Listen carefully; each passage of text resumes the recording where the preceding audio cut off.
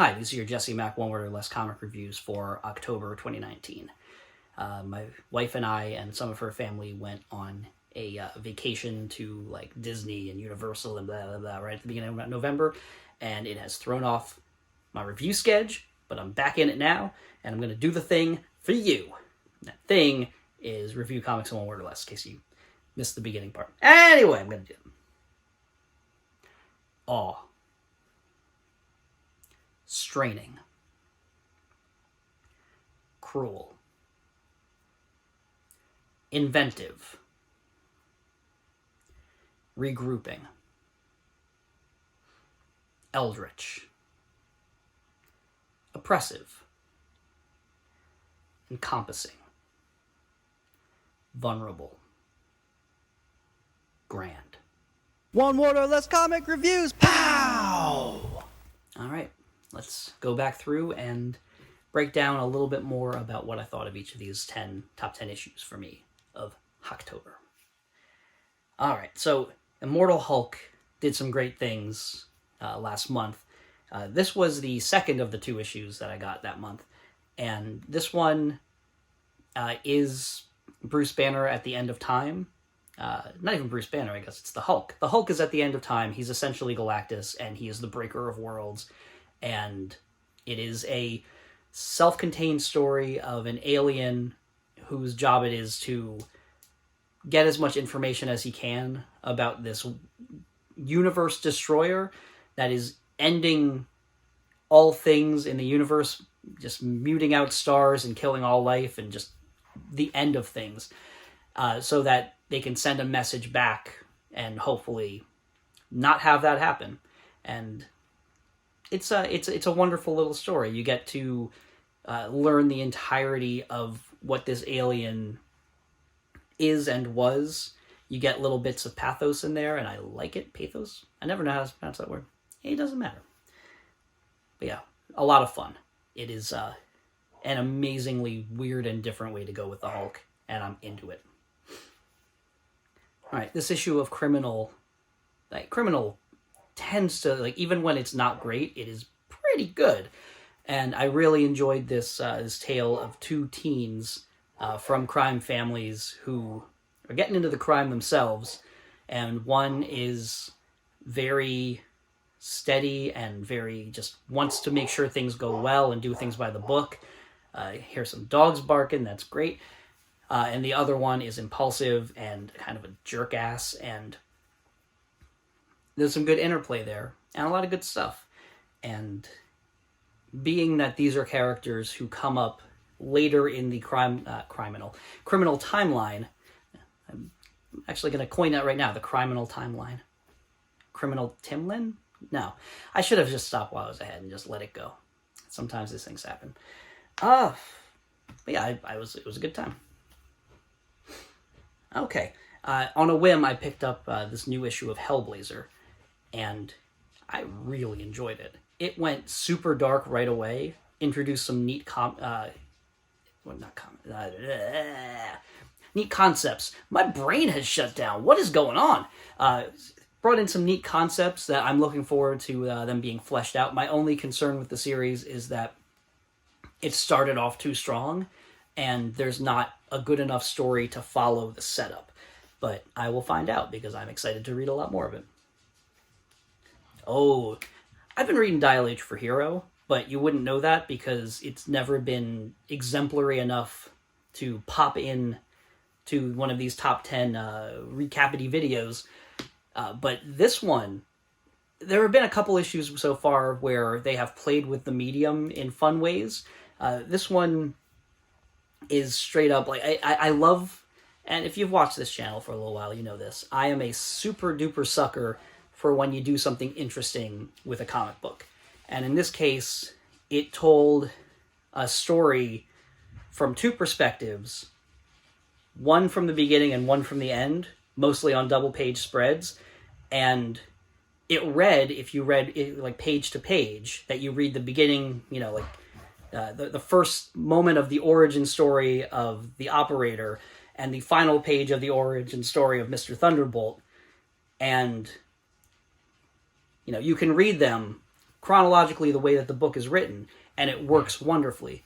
It also works if you read the whole thing chronologically and only read the left pages going up, and then when you get to the back end, only read the right pages. It reads well that way too, and that is an incredibly difficult balancing act to pull off, to have things work on those different levels. And it was wonderfully done. Like it's always been an enjoyable book, and I'm happy that I'm finally getting to talk about it a little bit, but this was the one where they actually just went for it, and I loved it. So good times. Hopefully there's more of that in the future, because again, big ol' sucker for that junk. Batman 81. This is one of those comics that Tom King's been doing every so often, where he essentially pauses the action for the most part, and just kind of brings the action down. It's almost a bottle episode from in TV terms, where it's a lot of Batman talking about, or somebody, in this case Batman and Catwoman, talking about the plan as it's gone through and recontextualizing story you've read already in new terms, while also having a decent fight scene as backdrop for a bunch of that. Tom King's real good at this, and I don't know how much longer this series is going on. I was hoping for 100, and it seems like it felt like it was winding down too early, but we're at 81 here, and it's still rolling on, so I'm hoping that they can make it to 100, and they have a whole lot of great story left to tell. Ooh, Immortal Hulk number 24. This is the one setting up the crazy weird space story at the end of time, in which the Hulk got his face burned off at the end of the last issue, and that did not slow him down, and it made him even more horrifying as he fought an even more scary, creepy Hulk monster. And this one got dark and gross and weird, and it's a great way to change the Hulk. Like, the Hulk works in a lot of different ways, and having him be a true monster is just a great idea for a book, and it is being taken in new and interesting directions. And I'm hoping that it still retains some of that weird future time cosmic stuff, that it wasn't just a means to an end to propel the story forward for the villain who got the information at the end of the other issue. Because Al Ewing does great space stuff, like Ultimate Squared or 2 was such a good time. Such a good time. And just the stuff with the Hulk just losing his humanity and becoming just, a cosmic monster is just wonderful to behold. So, please give me more. I'm going to read more. Die. I loves me some Die. Yet again, and this will shock no one, Die is a real, just painful read, and it hurts, and it's great. And this issue focuses on the Grief Knight, so it's not too shocking that it will be painful and a treacherous time trying to get through the story. But Die's another one. Like, Kieran Gillen, when he's on, is one of the best comic writers in history. And Die seems to be such a pet passion project that it can't fail. And so far, I have been on every step of it. What are we at? 8? I've been happy every step of the way, and I can't wait to see the whole thing just fully formed. Ooh, we got a Batmanual, which I always love when they do the Batman annuals, because they always tend to tell an interesting story that you wouldn't have gotten in regular continuity, but it's solid. And part of that is because they keep putting good people on the main Batman title, which means they put those same people on the annual, and you get a good Scott Snyder or a good Tom King story. And oh man, this story is just a day in the life of Batman, and then another day in the life of Batman, and every day in the life of Batman. And it presents Batman as a guy who does everything and can do everything, and he does. It's the scope here. There's so many different aspects of Batman. He is like stopping a dragon apocalypse one day, and then the next day he is confronting a woman who he knew from his past about a murder, and then another day he's like rescuing a dog from a river or some whatever. And just all of the it's beautifully done in the way that it just goes off in every direction, and yet it's always Batman. And I wasn't expecting much from that, but I very much enjoyed it. Oh no, the doorbell went off, so now the dogs are going crazy. Food is here. Let's wrap this thing up. Harleen. Missed the first issue, picked it up alongside the second issue, and man, was that a good choice. This is good stuff. I am very much enjoying it. The art is bonkers beautiful. It is such a good take on Harleen Quinzel, and just the idea of what can happen to you to turn you from a psychiatrist to such a position of strength and power, and to put you as such a low submissive underling as Harley Quinn is, especially early days Harley Quinn. She's kind of struck out on her own and found her own identity, but the idea, like, how do you fall under the Joker's thumb so hard?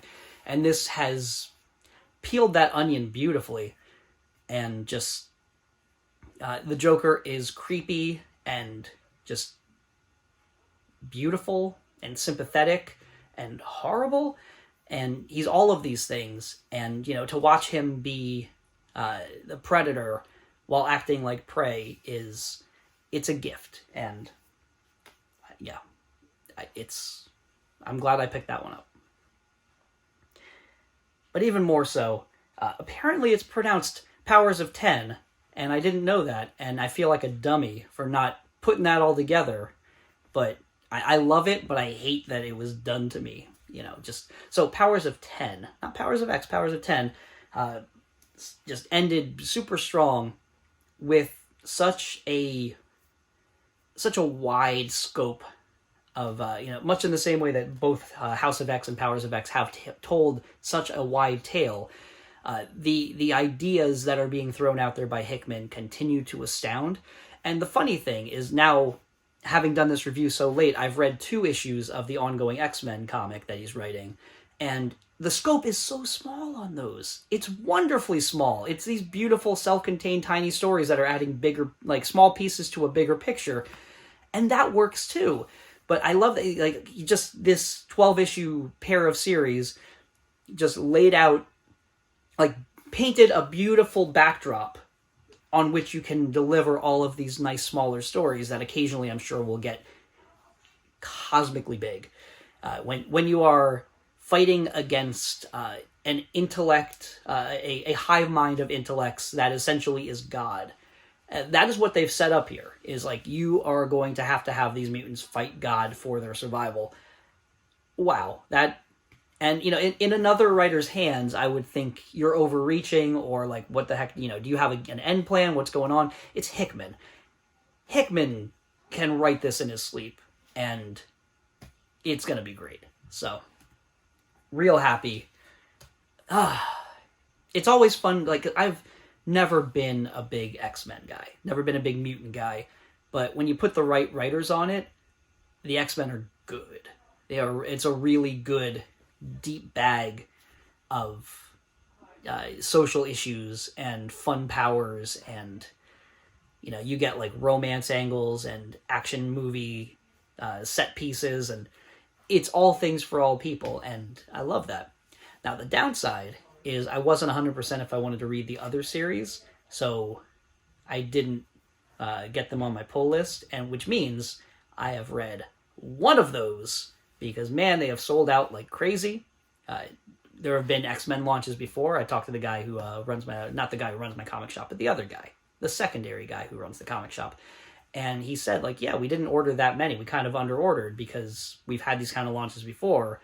We know that usually you don't keep that kind of momentum. And it seems like sales keep growing. Interest is only getting larger. And I feel that. And it puts me in a bad place as a consumer. But hopefully it's good for everything. When comics do well, everybody prospers. And that makes me very happy. So I am it's fun to be jazzed about the X-Men. It really is. So, all right. I'll see you probably in like 2 weeks. I don't think there's going to be anything else that's going to stop me from getting this thing done at least somewhat on time. So hopefully first or second weekend of December, I will talk about the comics I'm reading this month, and we will have a good old time. And I'm going to shut up because I only had like 7 minutes of raccoon footage. So I don't know if I had to loop it or if I slowed it down, but like I gotta stop before this is already going on too long. I tried to keep it short in the beginning, and then I just went on and on and on, and you know, classic Jesse. See you next time.